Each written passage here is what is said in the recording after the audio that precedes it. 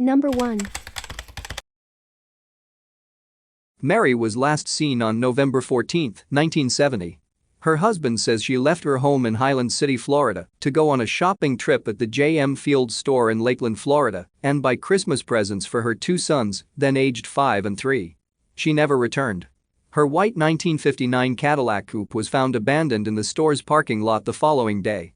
Mary's wallet and purse were inside the car, but $200 which her husband supposedly gave her for the presents was missing. She left behind her wedding rings, which she normally wore all the time. No one saw her or her car at the store that day. Investigators view Mary's husband, Leathern Earl Cook, as the prime suspect in her disappearance. A photo of him is posted with this case summary. They had been married for 8 years at the time of Mary's disappearance in 1970. Earl was interviewed extensively, and in 2003, the police dug up the garage floor of the house they lived in 1970, suspecting Mary's body might be buried there. Earl also provided them with a blood sample. They found no evidence and Earl was never charged. He always maintained his innocence in her case and told their children that Mary left of her own accord. Earl remarried 2 years after Mary's disappearance, got divorced in 2000, married a third time, and died in Green Acres, Florida in 2007, at the age of 66. Mary's oldest son stated he saw his parents arguing on the day of his mother's disappearance and that Earl told him not to look outside. He believes Mary's body was concealed in a red blanket from the house and was buried within some hours' distance of Highland City. Mary's mother took care of her sons for some time after her disappearance, but when she found out the police suspected Earl was involved, she confronted him and directly asked if he'd killed Mary. He never answered. Instead, he simply took the boys and left. Some have suggested that Mary's disappearance is related to the disappearance of Peggy Byers-Baisden, who vanished from Highland City in April 1965.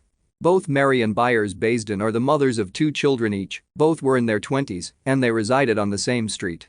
However, investigators do not think the 2 women knew each other and have not been able to link their disappearances. Mary was a stay-at-home mother at the time of her disappearance. Earl often went to West Palm Beach, Florida, hours away from Highland City, for painting jobs during the week and returned to Highland City to spend weekends at home.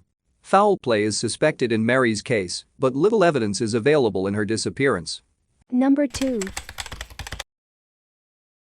Cooley was last seen on the morning of May 14, 1993, at her apartment in Lake Wales, Florida.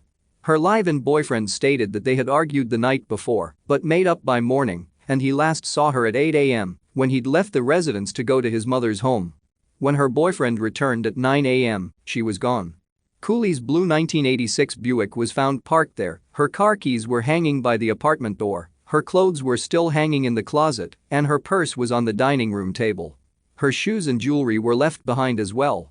She normally kept a handgun in her purse, but it had vanished about 2 weeks before she did. It is unknown whether this had anything to do with her disappearance. Cooley's family believes foul play is involved in her disappearance, as she was a dedicated mother, and it is uncharacteristic of her to leave without warning. Various leads have placed her living in different parts of the country, but none of them have been substantiated. She was employed as a pharmacy technician at the time of her disappearance, and she has 3 children. Her case remains unsolved. Number 3. Ashani was last seen on March 21, 1997, in their hometown of Orlando, Florida. She was initially abducted by her non-custodial grandparents, Ernest S. Jackson and Kaya Jackson, also known as Ernest and Abiola Anderson, in March 1997. Photographs of them are posted with this case summary. Her mother had sent her to visit them, and they refused to return her. The Jacksons moved from Orlando to Tulsa, Oklahoma in August 1998 with their 4 children. The last confirmed sighting of Ashani took place at around that time. Ashani's grandparents were arrested for child abuse charges in October 2000 in Oklahoma. The charges were about the abuse of their 8-year-old son in 1988 and are not related to Ashani's case. The Jacksons were charged in 1988 after the child ran away from home and wandered into a Teaneck, New Jersey restaurant, disoriented and covered in burns and other injuries. He stated both of his parents beat him, and at one point his mother refused to let him eat for 15 days straight, then beat him with a belt after she caught him climbing out the window to take fruit from a tree. He had scars all over his body, including on his chest, his shoulders, his abdomen, his collarbone, his knees, and 20 to 30 on each hand. His parents skipped bail and fled and weren't caught until 2000. The Jacksons' children were located in Oklahoma when Ernest and Kaya were arrested, but Ashani was not with them at the time of their arrest, and she has not been seen again. Kaya was convicted on the charges and sentenced to 35 years in prison. Ernest's jury failed to reach a verdict at his first trial, and he was acquitted the second time, but in 2002, he was convicted of aggravated assault and child endangerment involving another child in New Jersey in the 1980s and sentenced to 12 years in prison. He was released from prison in 2009. Ashani's grandparents are the prime suspects in her disappearance. Investigators believe she was murdered in Florida in approximately 1999, and her body was taken to Oklahoma and buried in the Tulsa area. The Jacksons have refused to be interviewed regarding Ashani's case and have never been charged in connection with it. Her case remains unsolved. Number 4. Kroom was last seen in Orlando, Florida at 8:30 p.m. on June 2, 2004. He was driving his brand new white 2004 Ford F-150 pickup truck with the Florida license plate number E41ZVF.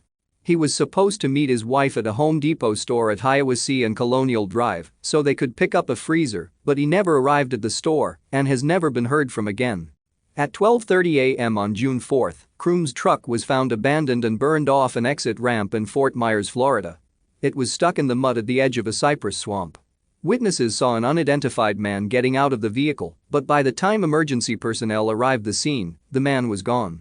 There was no indication of Kroom's whereabouts at the scene. Investigators believe he wandered away and got lost after he was unable to free his vehicle. The only person he knew in the Fort Myers area was an old friend who had died 10 years earlier.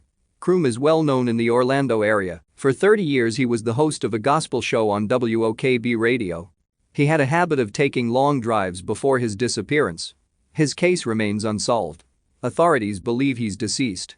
Number 5. Hallie was last known to be sleeping in her family's trailer in the 200 block of Green Lane in the area of Hermit's Cove in Satsuma, Florida, late in the evening on February 9, 2009. She went to bed at 8 p.m. Her father's live-in girlfriend of 5 months, Misty Jeanette Crosland, sometimes identified in the media by her later married name, Misty Cummings, went to sleep in the same room at 10 p.m. Hallie's 3-year-old brother was also sleeping in that room. Hallie's father, Ronald Lemiles Cummings, finished working second shift and arrived home sometime after 3 a.m. on February 10. Misty told him she'd just discovered Hallie was missing from her bed. The rear door to the trailer was several inches ajar and the screen door had been propped open with a cinder block. Ronald and Misty called 911 at 3:37 a.m. to report Hallie's disappearance. The police found no sign of forced entry to the trailer, but they are uncertain whether the back door was locked. Ronald and Misty have insisted that it was, and Ronald maintains the trailer was broken into.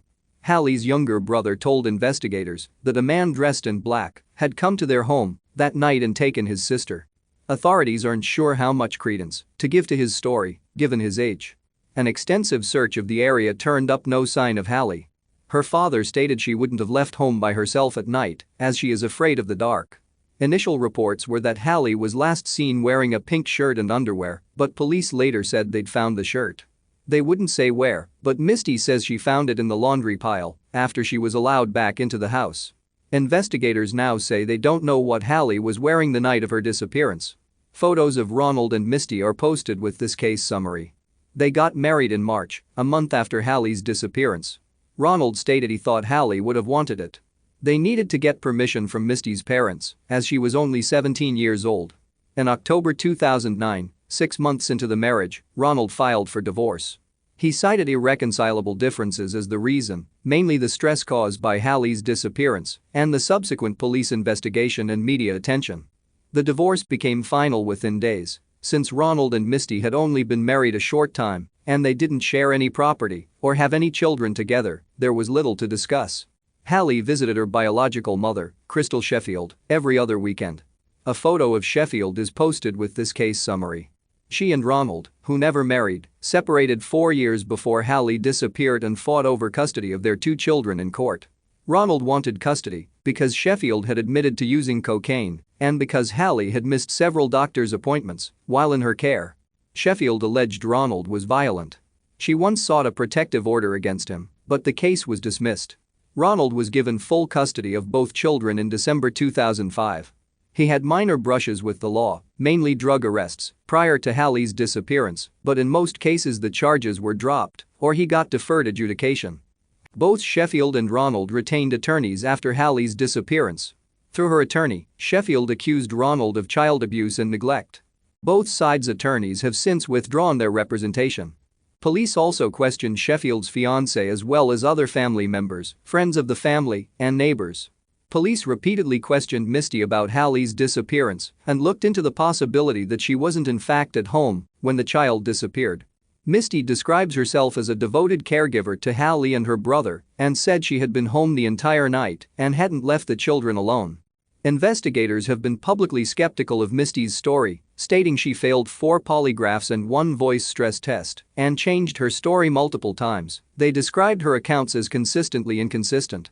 Misty and her older brother, Hank Thomas Tommy Crossland Jr., later accused Joseph Joe Overstreet of kidnapping Hallie. Overstreet, who is from Tennessee, was in Florida when the child disappeared. He visited the Cummings home on February 9 and left only a few hours before Hallie vanished. The next day he returned to Tennessee. Photos of Overstreet and Tommy are posted with this case summary. Misty stated Overstreet had sexually abused her when she was a child and had been involved in criminal activity his whole life, although he is not registered as a sex offender. Tommy was the first to accuse Overstreet of kidnapping, stating Overstreet planned to steal a machine gun from the Cummings residence and, when he couldn't find it, he threatened Misty with a knife and took Hallie. Overstreet and Tommy drove to the St. Johns River, 5 miles from Hallie's home, and Overstreet threw the child in the water. Misty later affirmed his statement, saying she had lied earlier because she was afraid of her cousin. Overstreet denies any involvement in Hallie's disappearance, and he hasn't been charged in connection with it or even named as a suspect, although he has been interviewed. Authorities searched the river in April 2010 and brought Misty to the dock, but the search yielded nothing of interest. Misty, Tommy and Ronald were arrested on unrelated drug trafficking charges in January 2010, along with Ronald's cousin, Hope Antoinette Sykes, and a friend, Donna Michelle Brock. Sykes, Tommy, Ronald and Brock all pleaded guilty, and Misty pleaded no contest. The defendants except Misty were sentenced to 15 years in prison. Misty got 25 years. Misty and Tommy's parents, Hank and Lisa Crossland, were also jailed on drug charges, albeit ones unrelated to their children's drug case, in the summer of 2010. They have since been released. Overstreet also is facing drug charges in Tennessee. Hallie's favorite food is macaroni and cheese, and her favorite things to play with are makeup and her laptop computer. At the time of her disappearance, she was a kindergarten student at Browning Pierce Elementary School in San Mateo, Florida. Her case remains unsolved and is classified as a homicide. Number 6. Cummings was last seen at her hairstylist job at Tangle's Salon in Fernandina Beach, Florida on May 12, 2018. Her shift ended at 5 p.m. She was supposed to meet her ex-husband in Hilliard, Florida the next day to pick up their 3 children for Mother's Day, which also happened to be her 34th birthday. She but never arrived to get them, however, and has never been heard from again. Her mother reported her missing on May 14. The last person known to have seen Cummings was Jennifer Marie Seibert, another stylist at the salon, who had worked there for only about a month. A photo of Seibert is posted with this case summary. When police went to the salon to question Seibert on May 14, they discovered she hadn't shown up for work that day. The home address she'd given the salon owner turned out to be fake. On May 15, Cummings' car was located in a parking lot on Florida A1A near a Home Depot store in Yulee, Florida. A photo of the vehicle, a beige 2006 Ford Expedition with the Florida license plate number 035KBQ, is posted with this case summary. Surveillance camera footage showed it being parked at that location at 1:17 a.m. on May 13, just 7 hours after Cummings would have left work. The driver was not Cummings, but Seibert. A photo of her is posted with this case summary. On the evening of May 16, she was located sleeping in her own car at a rest area on Interstate 95 in St. Johns County, Florida, and charged with grand theft auto, based on the video showing her driving Cummings' car. At the time of her arrest, she had injuries on her hands, arms and thighs, and a patch of hair missing from her head. Authorities learned Seibert had been living under a false name, social security number and identification. She had taken the name Jennifer Marie Seibert from the gravestone of a 16-year-old girl who died in a car crash in Germany in 1987 and was buried in Butler, Pennsylvania. Her real name is Kimberly Lee Kessler, and she had disappeared from Butler in 2004 but wasn't reported missing until 2012. A look into her past revealed she had used at least 17 alias names and lived in 33 cities in 14 different states since 1996, often drawing names from gravestones in the same cemetery in Butler. She was charged with possession of a counterfeit passport, a federal offense. People who knew Kessler described her as secretive and paranoid. Clients at Tangle's salon stated there was tension between her and Cummings, who didn't like her. Just days before her disappearance, Cummings told a coworker that she believed Kessler was not the person that she says she is and that she planned to start digging into her background. In September 2018, Kessler was charged with first-degree premeditated murder in Cummings' case. Investigators believe Cummings was murdered inside the salon the same night she disappeared. After Kessler dropped Cummings' car off, authorities learned she walked to a nearby gas station, bought a bottle of water, and used an employee's phone to call for a taxi. The gas station employee noted she had several scratches on her face that looked like finger marks, and surveillance footage from the station also showed this. The taxi driver said she spoke to him about religion, and he dropped her off next to Tangle's salon a half-mile away and saw her get into her own car. Police found bloodstains at Tangle's salon, including on 2 chairs and on the walls, cabinets and in the sink drain, and on a signboard, a display stand, a vacuum cleaner, a bleach bottle and a mop. Some of the blood was Cummings and some was from Kessler. Someone had tried to clean up the scene by mopping blood off the floor. Police also recovered a blood-stained blue tote bag that Kessler had thrown into the woods. Blood found on Kessler's boot, a sock, a pair of scissors, and in a storage locker Kessler rented all was proved to be from Cummings, and one of Cummings' fingernails was also found inside a bin in the storage unit. On May 4, over a week before Cummings disappeared, Kessler had searched on her phone about how to tie a tourniquet and how to inject someone with something. She also searched on her phone for the phrase coworker guilty of murder, missing person body not found, and made 457 searches containing Cummings' name over a 48-hour period. Kessler bought large-sized zip ties at a boating supply store on May 5. Police also found a Walmart receipt for 30-gallon trash bags, an electric knife, and a bottle of ammonia. Based on surveillance video of Kessler depositing a white trash bag and emptying the contents of a trash can in a dumpster near Tangle's salon the weekend of Cummings' disappearance, investigators looked for her body at a landfill in Charlton County, Georgia. They located several items of interest, but not Cummings' body. Kessler is awaiting trial in the murder. Her defense attorney believes she's incompetent to stand trial, and a psychiatrist agrees, but the prosecution is seeking a second opinion. Cummings' body has never been found.